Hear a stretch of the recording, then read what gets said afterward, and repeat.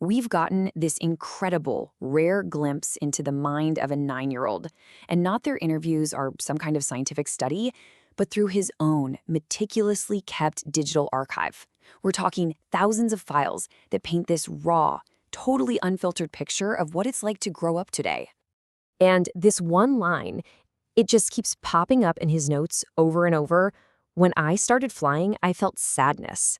It's so mysterious, right? A little heartbreaking even. And it's kind of the key that unlocks this much, much bigger story. So that's really the big question we're asking here.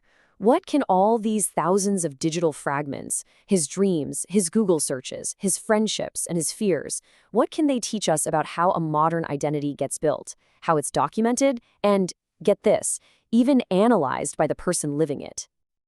All right, so let's step into this labyrinth, shall we? Because this isn't just some diary. It's more like a sprawling, interconnected digital consciousness. This is Jaden, and when I say he documents everything, I mean everything. Every dream he can possibly remember, every fight on the playground, every fleeting thought, every fall and scrape, it all goes into the archive. So where does all this stuff, all this data collide?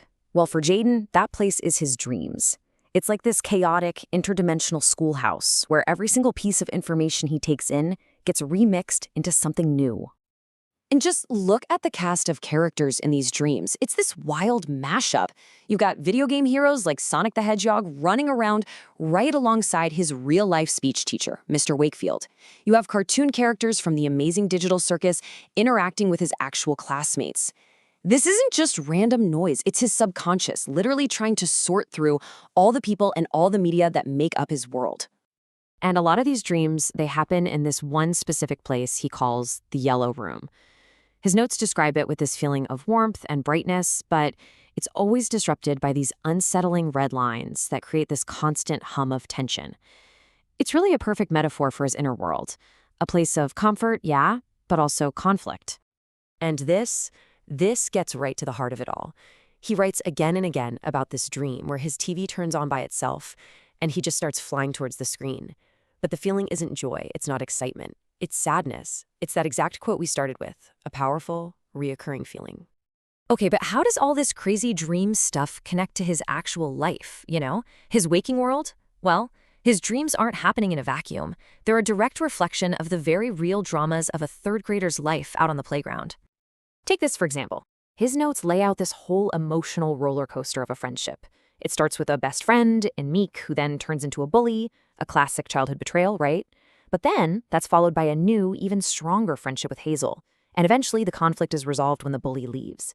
This is the real-world story that's fueling that inner world. And you can see how his friendship with Hazel is this huge source of strength and learning for him. He writes down his own fear of the monkey bars, just saying it plainly. I do not like climbing. But then he watches Hazel help another kid overcome that exact same fear, telling her, you are now fearless. It's like you can feel him working through his own anxieties just by watching his friends. Now, here's what's so fascinating. You have all this inner chaos, and then you look at his actual day. His third grade schedule is incredibly structured. Word study, math, science, art, all in their neat little boxes. It's this really rigid framework trying to contain a mind that is anything but. And then buried in all this data, you find these just incredibly human, vulnerable moments. This is one of his actual Google searches. He's not just documenting his world, he's actively trying to figure out his place in it, asking the same kinds of questions about himself that we all do when we're growing up. So you've got this mountain of just chaotic data. How does a 9-year-old even start to make sense of it all? Well, this is where the story takes a super modern turn. He finds a tool to help him map his own mind. He literally asks an AI, a tool from Google called Gemini, this fundamental question. He's basically asking for a guide to navigate the labyrinth of his own thoughts. This is a kid using a 21st century tool to take on one of the oldest human projects there is, self-discovery. And check this out. With the AI's help, he starts to categorize his own mind. He pulls out these keywords, these core pillars of his identity. You've got dreams, media, relationships, emotions. He's creating a table of contents for his own consciousness. It's amazing. And the AI doesn't just categorize, it helps him find meaning. Remember the yellow room? Gemini suggests it isn't just some random dream setting, but it's a powerful symbol of his own internal conflict.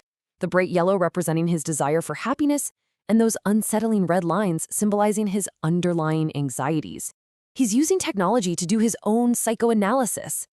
Okay, so what does this all add up to, right?